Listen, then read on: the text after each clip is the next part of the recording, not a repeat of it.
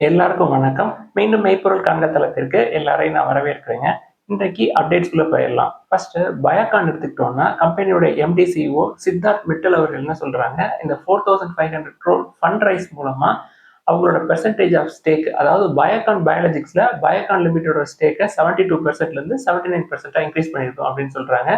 இந்த வேட்ராஸ் business biosimilar business acquire பண்றதுக்காக private equity firms, தென் bank, என்சிடிஸ் மூலமா கடன் வாங்கியிருந்தாங்க. இதுல இந்த பிரைவேட் ஈக்விட்டி ஃபிர்ம்ஸ் எல்லாத்துட்டையுமே இந்த கடனை வந்து திருப்பி கொடுத்துருக்காங்க. இப்போதைக்கு கம்பெனிக்கு டெட் அப்படின்னு எடுத்துக்கிட்டோம்னா, பேங்க், பாண்டு, இதுல அவங்களுக்கு இருக்கிற டெட் வந்து $1.2 பில்லியன், 10,000 கோடிக்கு பக்கமா இருக்குங்க. கம்பெனி என்ன சொல்றாங்க, பயோகான் பயாலஜிக்ஸை தனியா லிஸ்ட் பண்ணக்கூடிய ஐடியா இல்ல. பிசினஸ் அண்ட் சயின்டிபிக் சினர்ஜிஸ்க்காக நாங்க பயோகான் லிமிட்டடையும் பயோகான் பயாலஜிக்ஸையும் மெர்ஜ் பண்றதுக்கு தான் ட்ரை பண்ணுவோம் அப்படின்னு சொல்றாங்க. இன்வெஸ்டிங்கை பொறுத்த வரைக்கும் வேல்யூ இன்வெஸ்டிங், growth இன்வெஸ்டிங் அப்படின்னு சொல்லி ரெண்டு விஷயம் சொல்லுவாருங்க ஹார்வர்ட் மார்க்ஸ். இந்த பயோகான் போன்ற நிறுவனங்கள்ல முதலீடுகள் அப்படின்றது growth இன்வெஸ்டிங் மாதிரி தான். அடுத்து டாடா மோட்டார்ஸ் எடுத்துக்கிட்டோம்னா, குட்டியானன்னு சொல்லுவாங்க இல்லையா, கமர்ஷியல் வெஹிக்கிள், அதுல ஏஸ் ப்ரோ அப்படின்ற ஒரு வேரியன்ட் வந்து லான்ச் பண்ணியிருக்காங்க. இந்த ஏஸ் ப்ரோ 3 டிஃப்ரெண்ட் வேரியன்ட்ல வருதுங்க. பெட்ரோல் பிளஸ் சிஎன்ஜி, எலக்ட்ரிக், இந்த வேரியன்ட்ல வருது. ஓவராலா பேலோட் எடுத்துக்கிட்டோம்னா 750 கிலோகிராம் சொல்றாங்க. ரேட் வந்து ஒரு 4 லேக்ஸ்க்கு பக்கமா இருக்குங்க. இது டாடா மோட்டார்ஸ் கமர்ஷியல் வெஹிக்கிள்க்கு குட் நியூஸ்ங்க. டாடா மோட்டார்ஸை பொறுத்த வரைக்கும் டிமர்ஜ் ஆகிற டேட், ரெக்கார்ட் டேட் பத்தி கேட்டிருந்தீங்க நிறையா.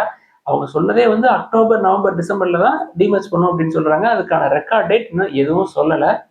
அடுத்து Aditya Birla life style brands limited எடுத்துக்கிட்டோம்னா, கம்பெனி வந்து ஒரு 2 நாளைக்கு முன்னாடி லிஸ்ட் ஆச்சுங்க. லிஸ்ட் ஆனதுக்கப்புறம் பயங்கரமா ஷேர் பிரைஸ் குறைஞ்சிருக்கு. கம்பெனியோட மேலிடம் என்ன சொல்றாங்க, எங்களோட ரெவன்யூவை அடுத்த 5 வருஷத்துல டபுள் ஆக்குறதுக்காக வருஷம் வருஷம் ஒரு 300 கோடி ரூபாய் இன்வெஸ்ட் பண்ணுவோம் அப்படின்னு சொல்றாங்க. ஃபினான்ஷியல் 25 எடுத்துக்கிட்டீங்கன்னா, கம்பெனியோடைய கன்சாலிடேட்டட் ரெவன்யூ 7,830 crores இருக்குங்க. ஆப்ரேட்டிங் ப்ராஃபிட் மார்ஜின் அப்படின்றது 15% இருக்கு. ஃபினான்ஷியல் 25ல கம்பெனி வந்து ஒரு 60 crores rupees ப்ராஃபிட் பண்ணியிருக்காங்க. கம்பெனியோட வேல்யூவேஷன் அதிகம் தான். நீங்க ஏற்கனவே Aditya Birla fashion and retail உங்கள்கிட்ட இருந்து அதுல இருந்து உங்களுக்கு ஃப்ரீயா இது கிடைச்சிருந்தது அப்படின்னா தொடர்ந்து ஹோல்ட் பண்ணலாம். புதுசா நம்ம என்டர் ஆக முடியாது. அடுத்து மீஷோ எடுத்துக்கிட்டோம்னா, கம்பெனி வந்து இந்தியாவில் ஐபிஓ போறதுக்கு எல்லா வேலைகளும் ஏற்கனவே ஆரம்பிச்சு பண்ணிட்டு இருந்தாங்க. அவங்களோட ரிஜிஸ்டர்ட் ஆஃபீஸை சக்ஸஸ்ஃபுல்லா யூஎஸ்ல இருந்து இந்தியாவுக்கு கொண்டு வந்துட்டாங்க.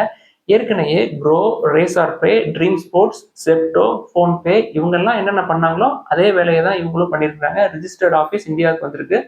இன்னொரு 2 to 3 வீக்ஸ்ல கம்பெனி வந்து டிராஃப்ட் ரெட் ஹியரிங் ப்ராஸ்பெக்ட்ஸை சப்மிட் பண்ணுவாங்க செபிக்கு அப்படின்ற மாதிரி செய்திகளும் வந்திருக்கு. அடுத்து கிரானியூல்ஸ் இந்தியா நிறுவனம் எடுத்துக்கிட்டோம்னா, சமீபத்தில் யுஎஸ்எஃப்டிஏ இன்ஸ்பெக்ஷன் நடந்ததுங்க தெலுங்கானால ஏபிஐ யூனிட் 1 ஃபெசிலிட்டியில. அங்க ஒரே ஒரு அப்சர்வேஷன் மட்டும் கொடுத்துருந்தாங்க கம்பெனிக்கு. கிரானியூல்ஸ் இந்தியா என்ன சொல்றாங்க, இந்த அப்சர்வேஷனை ஸ்டிபுலேட்டட் டைம்குள்ள நாங்க கிளியர் பண்ணிடுவோம் அப்படின்னு சொல்லியிருக்காங்க. கிரானியூல்ஸை பொறுத்த வரைக்கும் ஒரு மிட் சைஸ் கம்பெனிங்க, ஃபார்மா கம்பெனி. 24 டைம்ஸ் ஏர்னிங்ஸ் 30க்குள்ள தான் இருக்கும். உங்கள்கிட்ட ஏற்கனவே இருக்கு அப்படின்னா தொடர்ந்து அதை ஹோல்ட் பண்ணலாம். ஒரே ஒரு டிஸ்அட்வான்டேஜ் தான், debt to equity 0.4. Granules India நிறுவனத்தை பொறுத்த வரைக்கும் என்னுடைய அனுபவம் எப்படி அப்படின்னா, நான் வந்து 75 to 80 ரேஞ்சில் கன்சிடர் பண்ணியிருந்தேங்க. எனக்கு டெட் டு ஈக்விட்டினா என்னன்னே தெரியாத காலத்தில் ஷேர் பிரைஸ் வந்து ஒரு 150 இருக்கிறப்ப கம்பெனி வந்து பைபேக் அனௌன்ஸ் பண்ணியிருந்தாங்க 200 ருபீஸ்க்கு. நான் இருக்கிற ஷேர்ஸ் எல்லாத்தையுமே பைபேக்கு ப்ராசஸ் பண்ணிட்டேன். 200 ருபீஸ்க்கு ஷேர்ஸ் எல்லாம் கொடுத்துட்டேன், பணத்தை வாங்கிட்டேன். எனக்கு பணம் கைக்கு வர்றதுக்கு முன்னாடியே ஷேர் பிரைஸ் வந்து 300 தாண்டி போயிடுச்சுங்க.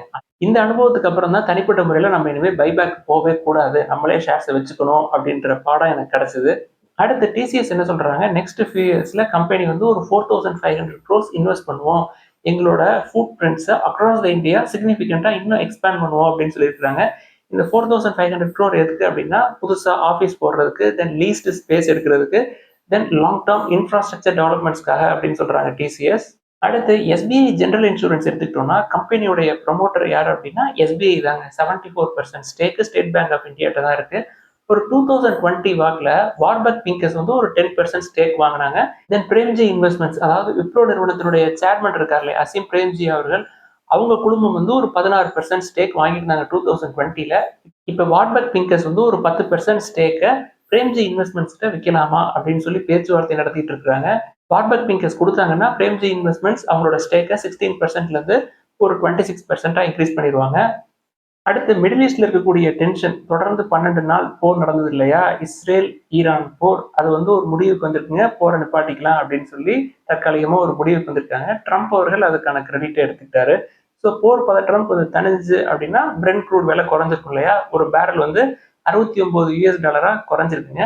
ஸோ ஸோ பிரெண்ட் க்ரூடோட விலை குறையுது அப்படின்னா அமெரிக்க டாலருக்கு நிகரான இந்திய ரூபாயோட மதிப்பு வீழ்ச்சியிலேருந்து கொஞ்சம் மேலே ஏறி வந்திருக்கும். 86.11 இந்திய ரூபாயா இருக்குங்க. தங்கம் எடுத்துக்கிட்டோம்னா 22 கேரட் கோல்டு ஒரு ₹75 விலை குறைஞ்சிருக்கு. 9155. ஸோ தங்கத்தோட விலை மேலும் கொஞ்சம் குறைஞ்சதுன்னா நம்ம கன்சிடர் பண்ணலாம். ட்ரம்ப் அவர்கள் அதுக்குள்ள அடுத்த பிரம்மாஸ்திரத்தை எடுத்துருவாருங்க. ஜூலை 9 டெட்லைன் டேரிஃப்க்கு. ஸோ போர் பதற்றம் முடிஞ்சதுனால தங்கத்தோட விலை குறைஞ்சிருமோ அப்படின்னு சொல்லி நம்ம பயப்படவே வேணாம். ட்ரம்ப் அவர்கள் அதை கவனிச்சுக்குவாரு. ஸோ இந்த ரெசிப்ரோக்கல் டேரிஃப் பத்தி பேசணும் இல்லையா? இந்தியாவும் வந்து யுஎஸ் தென் யூரோப்பியன் யூனியன் கூட ஒரு ஃப்ரீ ட்ரேட் அக்ரிமெண்ட் சீக்கிரமே நாங்கள் கன்க்ளூஷனுக்கு வந்துருவோம் அப்படின்னு சொல்லி ஃபினான்ஸ் மினிஸ்ட்ரி சொல்லியிருக்காங்க. சர்வதேச சந்தைன்னு எடுத்துக்கிட்டோம்னா நேற்று அமெரிக்க சந்தை பயங்கரமா மேலே ஏறி இருந்ததுங்க. நாஸ்டாக் வந்து ஒரு 183 பாயிண்ட் அப்பு, டவ் ஒரு 374 பாயிண்ட் அப்பு, S&P 500 ஒரு 57 பாயிண்ட் அப்பு. தென் இன்னைக்கு காலையில ஜப்பான் நாட்டு சந்தையும் பயங்கரமா மேலே ஏறி இருந்ததுங்க. நான் கடைசியா பாக்குறப்போ ஒரு 492 பாயிண்ட் மேலே ஏறி இருந்தது. அடுத்து இந்திய சந்தை எடுத்துக்கிட்டோம்னா இன்னைக்கு இந்த போர் நிறுத்த ஒப்பந்தம்னால பயங்கரமா சந்தோஷத்துல மேலே ஏத்துனாங்க. மறுபடியும் நம்ம ஏத்தி கொடுத்தோம். FIS புஷ்ன்னு கீழே இறக்கி கொண்டு வந்துட்டாங்க. அடுத்து ஆட்டோ செக்மெண்ட் எடுத்துக்கிட்டோம்னா குறிப்பா டூ வீலர்ஸ்ல உள்நாட்டுல விற்பனை பண்ணக்கூடிய அந்த டூ வீலர்ஸ் எல்லாத்துக்குமே anti lock braking system mandate பண்ண போறாங்க கவர்மெண்ட் January 1, 2026 இருந்து. இது வரைக்கும் இந்த ஆன்டி லாக் பிரேக்கிங் சிஸ்டம் அப்படின்றது 125cc மேல இருக்க வேரியன்ஸ் எல்லாத்துக்குமே மேண்டட்ரி அப்படின்ற மாதிரி இருந்தது. Jan 21, 2026 இருந்து 125cc பைக்ஸ்க்கும் இந்த ABS மேண்டட்ரி ஆயிருங்க. இதுல இந்த 125cc உடைய மார்க்கெட் ஷேர் அப்படின்னு பார்த்துட்டீங்கன்னா 85% இருக்குங்க. ஆட்டோ OEMs இதனால பயங்கரமா பாதிக்கப்படுவாங்க. அதிகமா பாதிப்புக்கு ஆளாகிறது யார் யார் அப்படின்னா ஹீரோ மோட்டோ கார்ப். அவங்களோட டோட்டல் டிஸ்பேச்சஸ்ல 99% வந்து இந்த 125cc வேரியன்ஸ் தான். அதுக்கடுத்து அதிகமா பாதிக்கப்பட போறது ஹோண்டா, டிவிஎஸ், பஜாஜ். ஹோண்டா பொறுத்த வரைக்கும் ஒரு 87%, பஜாஜை பொறுத்த வரைக்கும் ஒரு 72%, டிவிஎஸ் 86% வந்து 125cc வேரியன்ஸ் டிஸ்பேச் பண்றாங்க. கவர்மெண்ட்டை பொறுத்த வரைக்கும் பாதுகாப்பை கருத்தில் கொண்டு இந்த ABS உள்ள கொண்டு வர்றாங்க 125cc பைக்ஸ்க்கு. இதை உள்ள கொண்டு வர்றதுனால பைக்கோட விலை வந்து 3 to 5% தான், ₹3000 வரைக்கும் ஏறுறதுக்கு வாய்ப்புகள் இருக்கும். ஏற்கனவே டூ வீலர் செக்மெண்ட்ல பயங்கர ப்ரெஷர் இருக்குங்க. புதுசாக வந்த BS6 norms, then higher insurance premium, அது போக இப்போ ABSம் ஆட் ஆகுது. அடுத்து நிஃப்டி 50 எடுத்துக்கிட்டோம்னா டாப் 50 கம்பெனிஸ் இருக்கும் இல்லையா? ஆகஸ்ட் மாதம் அதில் ஒரு ரீஷப்ளிங் நடக்கிறதுக்கான வாய்ப்புகள் இருக்கு அப்படின்னு செய்தி வந்திருக்குங்க. குறிப்பா 2 கம்பெனி வெளில போகுது. ஒன்று வந்து இண்டஸ்இண்ட் பேங்க், இன்னொன்று வந்து Hero MotoCorp. IndusInd bank எடுத்துக்கிட்டோம்னா லாஸ்ட் 1 இயர்ல 45% கீழே இறங்கியிருக்கு. ஹீரோ மோட்டார் கார்ப் 21% கீழே இறங்கியிருக்கு. இந்த 2 நிறுவனம் வெளில போச்சு அப்படின்னா இன்னும் 2 நிறுவனம் உள்ள வரணும் இல்லையா? ஃபர்ஸ்ட் உள்ள வர்றது BSE லிமிடெட், தென் இண்டிகோ. இவங்க 2 பேரும் உள்ள வர்றாங்க.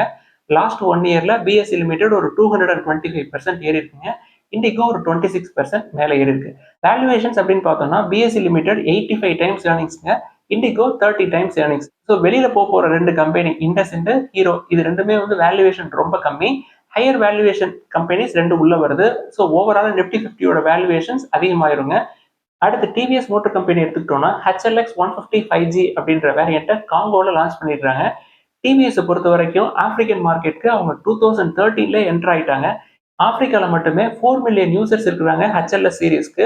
57 டிஃப்ரெண்ட் கண்ட்ரீஸ்ல HLS சீரீஸ் சக்சஸ்ஃபுல்லா ரன் ஆயிட்டு இருக்குங்க. Africa, Middle East, Latin America. ஓவராலா டிவிஎஸ் எடுத்துக்கிட்டோம் அப்படின்னா 80 டிஃப்ரெண்ட் கண்ட்ரீஸ்ல பிசினஸ் பண்ணிட்டு இருக்காங்க. Asia, Middle East, Africa, Latin America and Europe. சமீபத்தில் அதானி குழுமத்தினுடைய AGM நடந்தது. அதுல அதானி குரூப் கம்பெனிஸ் ஓவராலா கன்சாலிடேட்டட் பேசிஸ்ல அவங்களோட ரெவன்யூ எடுத்துக்கிட்டோம்னா 7.1% இயர் ஆன் இயர் க்ரோ ஆயிருக்குங்க ஃபினான்ஷியல் 25ல. கம்பெனி என்ன சொல்றாங்க, நெக்ஸ்ட் 5 இயர்ஸ்ல கேபெக்ஸ் பிளான் அப்படின்னு எடுத்துக்கிட்டோம்னா $15 to $20 பில்லியன் நாங்க இன்வெஸ்ட் பண்ணுவோம் அக்ராஸ் த பிசினஸ் அப்படின்னு சொல்லியிருக்காங்க அதானி குழுமம். அடுத்து நோவா நார்டிஸ்க் எடுத்துக்கிட்டோம்னா கம்பெனி வந்து வெயிட் லாஸ் ட்ரக்கை இந்தியாவில் சக்சஸ்ஃபுல்லா லான்ச் பண்ணியிருக்காங்க. அந்த ட்ரக் பேரு விகோ. 1.75 mg டோஸ் எடுத்துக்கிட்டோம்னா ₹25,250. 2.4 mg டோஸ் எடுத்துக்கிட்டோம்னா ₹26,050 இருக்குங்க. அடுத்து இன்னைக்கு கேள்விகளுக்குள்ள போயிடலாங்க. ஃபர்ஸ்ட் அவென்டிஃபெட் அப்படின்ற நிறுவனத்தை பத்தி கேட்டிருக்காங்க. நல்ல வேல்யூவேஷன்ல தாங்க இருக்கு, கடன் இல்லை. 18 டைம்ஸ் தான் ஏர்னிங்ஸ்ல இருக்கு. ஒரு மிட் சைஸ் கம்பெனி மாதிரி ஃபுட் பிசினஸ் பண்ற கம்பெனிங்க. உங்கள்கிட்ட இருந்தது அப்படின்னா நீங்க ஹோல்ட் பண்ணலாம். ஃபுட் பிசினஸை பொறுத்த வரைக்கும் KRBL அப்படின்ற நிறுவனத்தை நான் நீண்ட நாளா வாட்ச் பண்ணிட்டு இருக்கேங்க. நல்ல வேல்யூவேஷன்ல இருக்கு, பட் நான் அதுல என்டர் ஆகல. டெட் டு ஈக்விட்டி 0.1 விட கம்மியா தான் இருக்கு. பிரைஸ் டு ஏர்னிங்ஸ் 16 டைம்ஸ் இருக்கு. பிரைஸ் டு புக் 1.5க்கு கீழே தான் இருக்கு. நான் தொடர்ந்து வாட்ச் பண்ணிட்டு இருந்தாலும் எனக்கு இந்த லார்ஜ் கேப் ITC கொடுக்குற நம்பிக்கை வந்து KRBL கொடுக்கல அப்படின்றதுனால நான் தொடர்ந்து ITC தான் கன்சிடர் பண்ணிட்டு இருக்கேன். ஸோ அவென்டிஃபைடா ITC அப்படின்னு நான் கம்பேர் பண்ணி பார்த்தா எனக்கு ITC நல்ல இன்வெஸ்ட்மெண்ட்டா தோணுது. அடுத்து EMS லிமிடெட் அப்படின்ற நிறுவனத்தை பத்தி கேட்டுருக்காங்க. கம்பெனி பார்க்கறதுக்கு வேல்யூவேஷன் நல்லா இருக்கிற மாதிரி தெரியுதுங்க. But small size company, FIIs தொடர்ந்து விற்கிறாங்க. பிரைஸ் டு ஏர்னிங்ஸ்னா 17 டைம்ஸ் இருக்கு. பட் ஸ்மால் சைஸ் கம்பெனியை பொறுத்த வரைக்கும் என்னுடைய டிசிஷன் எப்படி இருக்கும் அப்படின்னா பிரைஸ் டு புக் 1.5க்கு மேல இருந்தா நான் கன்சிடர் பண்ண மாட்டேன். அதனாலதான் நான் கேஆர்பிஎல் பத்தி சொன்னேன். அவன்டி ஃபீட் பத்தி சார் கேட்கிறப்ப இதுக்கும் அதே தாங்க. ஸ்மால் கேப் எடுத்துட்டீங்கன்னா வேல்யூவேஷன்ஸ் ஸ்ட்ரிக்டா ஃபாலோ பண்ணுங்க. அடுத்து லக்ஸ் இண்டஸ்ட்ரீஸ் பத்தி கேட்டிருக்காங்க. ரொம்ப நல்ல நிறுவனங்க. கம்பெனிக்கு என்ன பிரச்சனை அப்படின்னா இந்த எக்கனாமிக் ஸ்லோ டவுன் இருக்கு இல்லையா, இந்த ஸ்லோ டவுன்னால அவங்களோட ரெவன்யூ க்ரோத் அப்படின்றது கான்ஸ்டன்டா ஸ்டேபிளா இல்லைங்க. ரெவன்யூ ஏறுறது இறங்குறது ஏறுறது இறங்குறது. ப்ராஃபிட் க்ரோத்தும் அப்படிதான் இருக்கு. ஏறுறது இறங்குறது ஏறுறது இறங்குறது. அதனால ஷேர் பிரைஸை பயங்கரமா அடிச்சு கீழே கொண்டு வந்துட்டாங்க. 25 டைம்ஸ் ஏர்னிங்ஸ் இருக்கு. 20 டைம்ஸ் கீழே வந்தா பார்க்கலாம். நல்ல நிறுவனம் தான். இதே சினாரியோ தாங்க ரிலாக்ஸோ ஃபுட்வேர்ஸ்லயும் இருக்கு. கம்பெனி வந்து 60 டைம்ஸ் ஏர்னிங்ஸ் இருந்தாலும் ரெவன்யூ க்ரோத் காட்ட முடியல, ப்ராஃபிட் க்ரோத் காட்ட முடியல. மேலே கீழே போயிட்டு போயிட்டு வர்றதுனால இன்வெஸ்டர்ஸ்க்கு கான்ஃபிடன்ஸ் வரல. ஸோ பெர்ஃபார்மன்ஸ் சரியில்லை. அதனால லக்ஸ் இண்டஸ்ட்ரீஸ், ரிலாக்ஸோ இதெல்லாமே வந்து அடி வாங்கிட்டு இருக்கு. அடுத்து மதர்சன் சுமி ஒயரிங், வாட்டெக், வேபக் அப்படின்னு நிறுவனங்களை பத்தி கேட்டிருக்காங்க. கம்பெனி ரெண்டுமே வந்து ரொம்ப காஸ்ட்லியா தான் இருக்கு. கீழே இறங்குனா நம்ம அதை பத்தி பேசிக்கலாம். அடுத்த ஒரு நண்பர் வந்து நீங்க ஃபாசில் ஃபியூல்ஸ்ல பிசினஸ் பண்ற கம்பெனிக்குள்ள நீங்க என்டர் ஆக மாட்டேன் அப்படின்னு சொல்றீங்க. உடனே வந்து எல்லாருமே வந்து ரினியூபிள்ஸ்குள்ள வந்துட மாட்டோம். இது வந்து கொஞ்சம் நேரம் எடுக்கும். அதற்கு மத்தியில நம்ம இன்வெஸ்ட் பண்ணோம்னா எதுல இன்வெஸ்ட் பண்ணலாம் அப்படின்னு சொல்லி கேட்டிருக்காங்க. நம்ம சமீபத்துல கோல் இந்தியாவை பத்தி தொடர்ந்து பேசிக்கிட்டே தாங்க இருக்கோம். கோல் இந்தியா நல்ல வேல்யூவேஷன்ல இருக்கு. அதையும் நீங்க பார்க்கலாம். அது போக ஹைட்ரஜன் எனர்ஜி, தென் இவிஸ் அப்படின்னு எடுத்துக்கிட்டோம்னா எது நீங்க ப்ரிஃபர் பண்ணுவீங்க அப்படின்னு சொல்லி கேட்டிருக்காங்க. நான் ஹைட்ரஜன் எனர்ஜியை பத்தி நான் பெருசா பாக்குறது இல்லை. பட் இவிஸை பொறுத்த வரைக்கும் நான் டாடா மோட்டார்ஸ், தென் அமர் ராஜா எனர்ஜி ரெண்டையுமே கன்சிடர் பண்ணிட்டு தான் இருக்கேன். அது ரெண்டும் எனக்கு ரொம்ப சீப்பான வேல்யூவேஷன்ல இருக்க மாதிரி தெரியுது. அடுத்து மகேந்திரா ஃபினான்ஸ், தென் ஸ்ரீராம் ஹோல்டிங், இந்த நிறுவனங்களுடைய என்சிடிஸ் எல்லாம் கன்சிடர் பண்ணலாமா அப்படின்னு சொல்லி கேட்குறாங்க. இது எல்லாமே வந்து ஏஏ ட்ரிபிள் ஏ ரேட்டிங்க. அதனால நல்ல ரேட்டிங்ல இருக்க என்சிடிஸ் உங்களுக்கு வாய்ப்பு கிடைச்சா கண்டிப்பா கன்சிடர் பண்ணலாம். அடுத்து பாண்ட் இன்வெஸ்ட்மெண்ட்டை பொறுத்த வரைக்கும் பாண்ட் வந்து ட்ரேட் ஆகும் இல்லையா, அதை கன்சிடர் பண்றது பெஸ்ட்டா இல்ல பாண்ட் வந்து ஐபிஓல பாண்டை வந்து கன்சிடர் பண்றது பெஸ்ட் அப்படின்னு சொல்லி கேட்குறாங்க. ஃபார் எக்ஸாம்பிள் பாண்ட் இஷ்யூ பண்ணது ஒரு லாட் வந்து 1000 rupees அப்படின்னு கொடுத்துருந்தாங்கன்னா அது ட்ரேட் ஆகிறப்ப 1000க்கு மேலதான் நம்ம வாங்க வேண்டிய ஒரு சூழல் இருக்கும். அதனாலதான் நான் பெரும்பாலும் ஐபிஓ மட்டும்தான் கன்சிடர் பண்றது. அதுக்கப்புறம் நான் வந்து அதை ஹோல்ட் பண்ணி வச்சுக்குவேங்க. நம்ம வந்து ஒரு 25 இல்லை 50 குவான்டிட்டிஸ் அப்ளை பண்ணோம் அப்படின்னா அது கிடைக்கிறது ரொம்ப கம்மியாக தான் கிடைக்கும். அதுக்கப்புறம் ட்ரேட் ஆகிறப்ப நம்ம கன்சிடர் பண்ணிக்கலாம், நம்மளுக்கு ஏற்ற பிரைஸ் வர்றப்ப. அதே மாதிரி நிடோ ஹோம் ஃபினான்ஸை கன்சிடர் பண்ணலாமா அப்படின்னு சொல்லி கேட்குறாங்க. நீங்க வந்து ஒரு ரேட்டிங்கை செட் பண்ணி வச்சுக்கோங்க. நான் வந்து பாண்ட் அப்ளை பண்ணேன் அப்படின்னா ஒரு ஏஏ ரேட்டிங் இல்லை ஏ ரேட்டிங்காவது இருந்தால் தான் நான் கன்சிடர் பண்ணுவேன். பிபி எல்லாம் போனால் கன்சிடர் பண்ண மாட்டேன் அப்படின்னு சொல்லி ஒரு ஸ்லாப் வந்து ஃபிக்ஸ் பண்ணி வச்சுக்கோங்க. இப்போ நான் கன்சிடர் பண்ணேன் அப்படின்னா ஏஏ ரேட்டிங் மட்டும் தாங்க கன்சிடர் பண்ணுவேன். எப்படி ஒரு வருஷத்துக்கு அப்ஸ்டாக்ல ஒரு 3 to 4 ஏஏ ரேட்டிங் பாண்ட்ஸ் வந்து இஷ்யூ பண்றாங்க. அதை மட்டும் கன்சிடர் பண்ணிட்டு மற்றதை விட்டுருவேன். இதெல்லாம் தான் இன்னைக்கு டிஸ்கஸ் பண்ணணும்னு நினைச்சோம். ஏதாவது சந்தேகங்கள், கேள்விகள் இருந்தா கீழே எழுதுங்க. தொடர்ந்து டிஸ்கஸ் பண்ணுவோம். எல்லாருக்கும் நன்றி.